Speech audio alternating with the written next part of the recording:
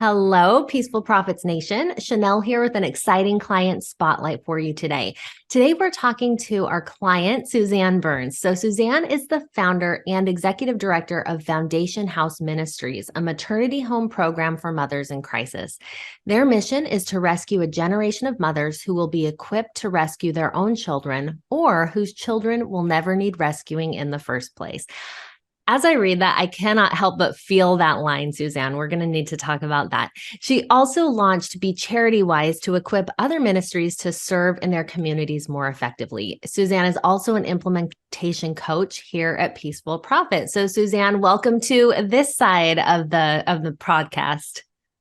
Hi, thank you. I'm glad to be here. Yeah, it's so nice to be here with you. So, I just your work stands out already with the amazing heart that you have for mothers. And like I said, I just love that line. It just hits me as I read that.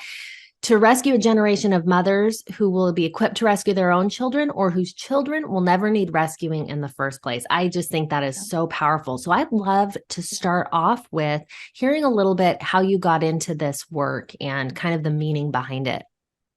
Yeah, so I experienced my own crisis pregnancy as I was a junior in college, and it was really hard. Had a first marriage, a first not great divorce. Um, Before I knew it, in this dating relationship, I was experimenting with illegal drugs and alcohol, and all the things that I had been raised against. And then one day I wake up and I'm pregnant.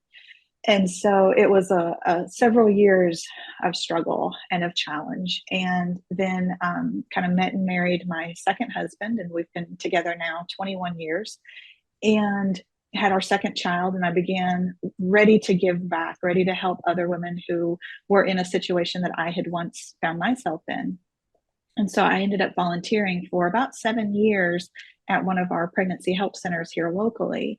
And over time, we just began seeing more and more women coming through who needed a deeper level of support. They were, living in their cars. They were 23 and no GED and had never really worked before. They had kind of gone from couch to couch or boyfriend to boyfriend until one day they wake up pregnant, and they didn't have the resources that I did when I was in their shoes. I had some college, I had good family support, and and they didn't have any of that. And so and I had job skills. That's the third one. And so I just knew that we needed something more. And so over the course of time, a particular client came in, and she was pushing her baby, who was about 4 months old, in the stroller, and she was really frustrated. She was looking for work. She was applying at all of these jobs and just really feeling um, disappointed because she was getting an interview, but she wasn't getting a job. And so my fix-it instincts started kicking in, and I started asking questions. Maybe she's applying for the wrong jobs. Maybe she's a poor interviewer. How can I fix the problem? And she eventually she said, at some point in the interview, the baby gets fussy or he needs his diaper changed, and the interview is just kind of over at that point. And of course, my first thought was, oh, I'm pretty sure the interview was over when they saw you pushing the baby in. Yeah. But, but I had been there long enough by this point to know that that's never the full picture. And so I began asking more questions, and come to find out, the real issue was that her boyfriend that they lived with, the baby's father, was a violent drug dealer, and she Mm. did not feel safe leaving their son home alone with him even long enough for her to go and get a job. And I went home that day. That was June of 2011. I went home that day and told my husband, we have got to do something. And 3 short years later, we opened in 2014, and we have now served over 120 moms through housing and over 500 through our non-residential support services. We now have two locations in two separate counties. We're the only home of our kind in 150 miles. So we're actively working to expand into some of the other counties that we serve now also. That is so amazing. So tell us a little bit about what kind of services you provide for women. Everything, well, so our goal is to bring these women to a place of sustainable stability. So we do whatever it is she needs us to do, everything from parenting to transportation to housing. Virtually all of our moms have a high degree of trauma history. And so everything we do is trauma informed. And that's really the root of our side business, Be Charity Wise, is teaching that to other ministries. We also provide coping skills, parenting skills. We help with GED prep when they need it. We have a complete job training program. We have a couple of thrift shops, as well as a manufacturing line of lotions and soaps and candles and things like that. So we're really looking to expand these women's horizons so that they can earn a living wage, so that they can actually achieve that sustainable stability. We also do a lot of like court advocacy, helping them get custody restored of older children, kind of the whole 9 yards. Yeah, that is amazing work. I love it. And It's exhausting. I'm sure.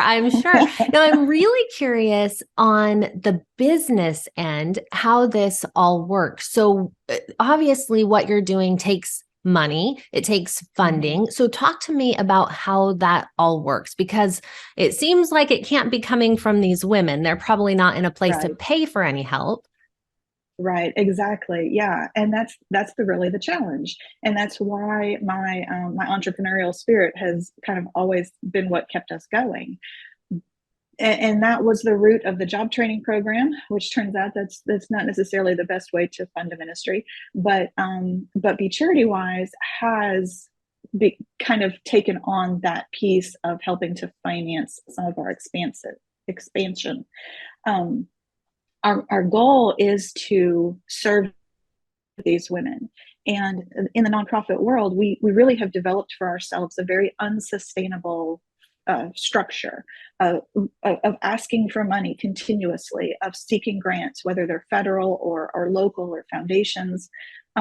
It is exhausting to try and fundraise for the work that we do.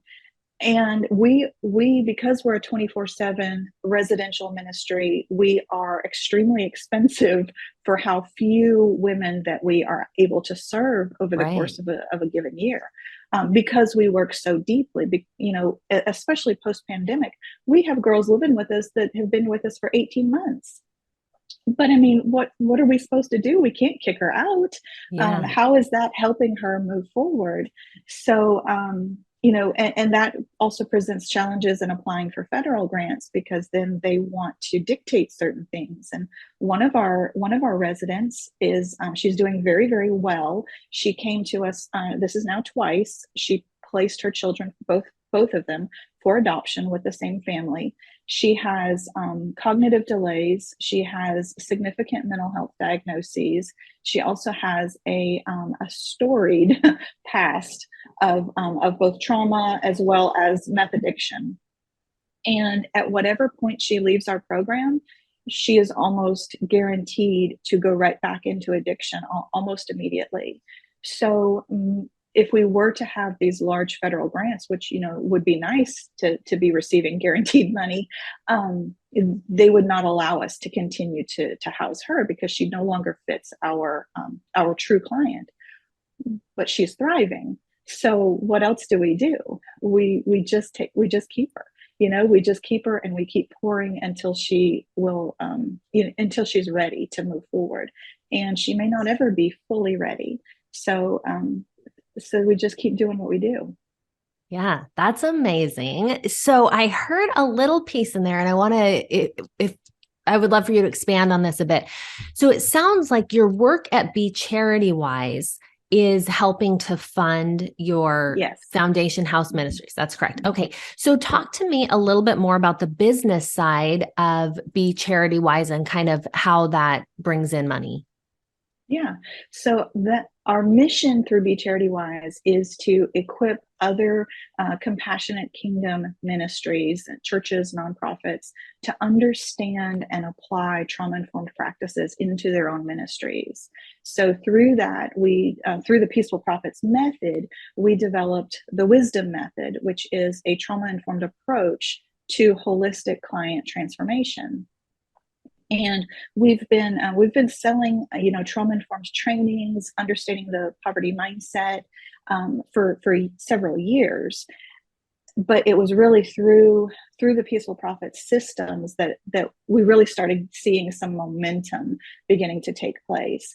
And that's what really excites me, because there's fewer than 400 maternity homes nationwide, and one of my visions is to increase not only Foundation House's reach, but all of our reaches, helping startup homes to get established. But there are so many other types of ministries that are wanting to do good, wanting to serve. They simply lack the knowledge. And so people are, on the helping side, they're getting frustrated, they're getting burnt out, they're getting exhausted, because of the survival mechanisms in the people that they serve. So it's ignorance on the side of the helpers in how to help correctly, how to help appropriately. And so the more we can teach and the more we can equip, the more grace and mercy can be offered, and the more actual help gets to the people who need it the most. Yeah, that is amazing. Now, as you're talking about the helpers getting exhausted and trying to do all these things, I can't help but think about you you have so many things that you're doing, right? So many things. And it's amazing how many irons you have in the fire. I know one thing that has kept you being able to do what you've done is, as your business has grown, you've had your staff take over some of the day-to-day. So I'd love for you to talk about what that looks like and how that process has been for you, allowing you to do all these things and do them very well. Yeah, and it was so unexpected. I have a wonderful staff. In fact, two of our graduates are now on permanent staff with us. And it was really as we were doing some early local trainings that that I kind of pulled them in to give a that broader perspective, because I don't live on site, and so I'm not there 24/7 doing a lot of the direct client support. My focus is really on the brain science and talking to people outside the community about us. I'm more outwardly focused. So my team was able to bring in the kind of the internal focus and de-escalation strategies and different things like that, how we really work in the household. And so as we were developing the wisdom method over the summer, I had brought it to my director of client services for her input in what I had developed. And she and her assistant, who is one of our graduates, came along and really started kind of expanding on things and adding things in. And it was very exciting and a lot of fun. And as we got our first beta testers, and which was all, that I do all the money part, I do all of the selling and all of that. They just talk. But so I got it all started, and they were just like, yeah, I think we're kind of good. This is going to work just fine. And I was like, oh, okay. But then the amazing thing was that the day after we launched our beta group, my dad was diagnosed with terminal cancer. And a week and a half later, he had passed. So had I tried to hold on to that, or had I even needed to hold on to that, I would have been unable to fulfill on our obligations. But they absolutely ran with it, and they absolutely shone. And now they just, the two of them just got back from a training in Ohio, and it's amazing because they're both blossoming. And I've kind of pictured myself as like a potted plant being moved into a larger pot, having more opportunity for growth and expansion, with the vision that now leaves my previous pot available. And so as I move up, everyone else under me is being able to move up also. And it's so exciting to watch them take ownership in it, in what like was my idea. And at first I was kind of like, hey, I hate to bother you, would you mind helping me? And now they're just running with it, and so they're getting a salary through our ministry for their work there, but then they're also getting some of the revenue sharing through Be Charity Wise as well. And they're also learning skills they didn't know they had. They're learning self-confidence they didn't realize they could accomplish.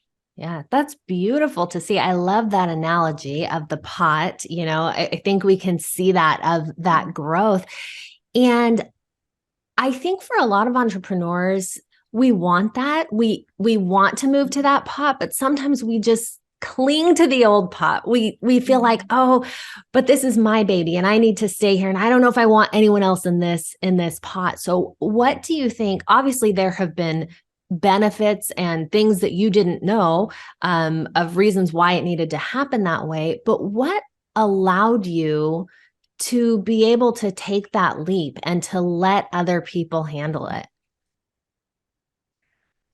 I think it's twofold. One is my faith for sure, um, and the confidence that I have that I am on the right path. Mm. And then the other is that, I'm kind of a natural delegator. I'm perfectly content with saying, hey, I need you to go do this. Yeah. And then just expecting it to happen. So that has definitely come in handy. Yeah, that's great. That's fantastic. I really feel like, that can be challenging, but we Yeah. can see the benefits, like you've talked about, allowing them to grow, allowing you to grow, and allowing all these things to happen while you're dealing with personal challenges is such a huge benefit. Any other unexpected benefits, as you have handed over some of the day-to-day to your staff? I think one of the neat things is watching our graduates step into their roles, and there's always kind of this grayness as they shift from client to staff. But it's really fun watching them blossom into their own roles. One of the girls we have, graduates, is in the client services realm, and she brings with her like the street smarts. She didn't get her GED until she was 28. She has a tremendous testimony. But now she's now our assistant director of client services, over the case managers and over really almost all of the ministry, the day-to-day operations. And then our other graduate, she came up to me after the banquet last year and said, I really kind of want to help you with this whole money thing. And I was like, yes, I will let you. Yeah. And so she's taken on, building relationships with local churches and researching local foundations and really learning skill sets that she didn't know existed. And I think for me, that's the fun part, as I'm watching them blossom in areas that they could never have fathomed. And honestly, I couldn't either until they were given opportunities. And I think of those hydrangea bushes that, if you put different things into the soil, the flowers bloom different colors. And that's kind of what I think of my girls, that if we just give them a little bit of iron over here, or a little bit of this over here. Eggshells, I think, is another one. And one of my staff knows all of them and what colors they produce. I don't. But it's so amazing how they blossom in such unusual and unexpected ways. Yeah, that is so awesome. And it's so easy to see that this is such a labor of love and purpose for you. Yeah. Both of those come through very clearly. Now, you mentioned with Be Charity Wise that one of the reasons that it's really thriving is because of the Peaceful Profit system. And I'd love for you to talk to us a little bit about what pieces from the Peaceful Profit system have really shifted things for you with Be Charity Wise. What have you implemented that has helped that to be successful? Yeah, I think the best piece of wisdom that Mike gave was the tightening down your niche. And I work with such a broad range of people that it was always really hard for me to communicate all that we do. And so I'm learning to speak more directly when I'm speaking to certain people, because I still do all the things. I just don't have to tell you all the things, I Yeah. just don't have to overwhelm. And then his systems for I'm the author of 7 books, and so his system for leading with a book as your kind of your entry point in people's lives really spoke to me. And I had been doing that. I had been trying that. I have free lead magnets on my website, but the system behind the One Book Millions method, I think, is just absolutely ingenious, and it's allowed me to see these businesses expand, but also it's teaching me tools that I can use not only through my work as an implementation coach in the Peaceful Profits family, but also to my graduates as they are looking to expand their entrepreneurial skills. I'm able to start teaching some of this to them and really seeing them build careers for themselves, 21st century careers that don't have anything to do with working fast food anymore. Yeah, that's amazing. It's amazing because what we really learn and teach in the Peaceful Profit system are principles, foundational principles that then have so many different applications with, the women you work with our businesses, with so many different things. So I love that. Now, one thing that you said is that people are excited to see you coming. And I think that really speaks to what you were just talking about. You have been able to niche down so that they know that you're speaking to them. So as you've worked on that messaging and that niching down, what do you think has been the difference that has made you stand out to the people that you serve? Well, no one else is talking to the maternity home world, period. So that one was an easy one. But in the church world, no one is really talking about trauma unless we're talking about church hurt, which is not fun for me. That's not a topic I'm interested in dealing with. So we really already had a very unique position, and the Peaceful Profits assistance with language has really helped me to articulate that in a way that people recognize themselves very, very quickly, so that I can come in and explain to them exactly how I can help you. I can help your church expand a benevolence program that is going to accomplish the purposes that you want. I can help your maternity home start strong, or I can equip your existing home with the trauma-informed practices that you need in order to bring about holistic client transformations. I've learned how to speak to the person that I'm talking with in their language. And that was really freeing for me, because I like doing a lot of different things. This is how it was built. So I would be really bored if I only had one project I was working on. So I don't have to give anything up. I just have to figure out how to talk, how to speak appropriately to that particular person. Yeah, I love that. It's really powerful the way that you are crafting a message specifically. And I think just like how we were just talking about, that expands meaning that that's a principle. Speak to who you're speaking to in their language. And that's a principle that then expands into all the areas of your business. So we're now at my favorite part of the Client Spotlight episode. So you're currently both a client and a coach of ours, and you've mentioned that you are working on all of the things in the Peaceful Profit system. Can you tell our audience what's the number one piece of advice you'd like to share to others who are working through that process too? Yeah, I think the most important piece is to just keep going forward. So often my clients get bogged down somewhere, and I did it myself. I got super bogged down in LinkedIn. I've never used LinkedIn. Maternity home, I'm not going to find maternity homes on there. So I finally accepted that was not my world and was able to bypass it. And I think we have a tendency to just try to go very linear through it.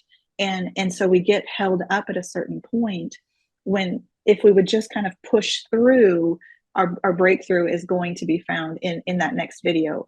Mike has so much wisdom throughout the series that if you just keep moving forward, you will make the progress that you desire. And then the other piece would be when you find yourself stuck, when you're really struggling, to just keep going back through stage one and really going back to that high ticket offer, refining it and honing it. And sometimes you have to listen to those videos 3 and 4 times to really understand exactly who you are and exactly what unique thing you produce in this world. There is a market for what you want to sell. You just have to find your confidence to go boldly forward. Suzanne, that is beautiful. That is fantastic advice. And just in such a heart-centered way, which is obviously how you do everything that you do. So I appreciate that so much. Where can people find out more about you and see your work? Yeah, so BeCharityWise.com is the trauma training side. FoundationHouseMinistries.org is the nonprofit side. And you can also go to traumainformedchurch.com and download one of my free ebooks, The Accidental Social Worker. And I also have a podcast of the same name. So there are a lot of ways you can find me. Perfect. All right. Well, definitely go and check that out. We will link to that in the show notes. We have been just uplifted and edified and taught so many wonderful things from you today. Thank you, Suzanne, for being here. Thanks, Chanel. I appreciate it. Yes. And thank you, everyone, for being here and for being part of Peaceful Profits Nation.